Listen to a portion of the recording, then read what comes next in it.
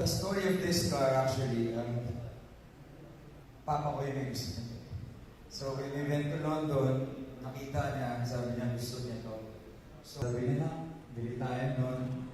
So, sayang lang, hindi niya nakabutan. Kasi nung in-order namin yan, nagkasakit siya, tapos nawala. But I think, But this car is sentimental value to you. very sentimental. Siyempre, nahirapan din ako gamitin. Kasi siya nagturo sa akin na magbigay. Kahit wala na kami, yung last money namin, tinutulong namin. So this is like a tribute car to Sa your tingin father. ko, he's the original SB. Take it now to the patients. Sa tingin ko kasi nag-dialysis din siya before he died. Mapunta doon sa mga dialysis patients. Tingin ko magiging process sa taas.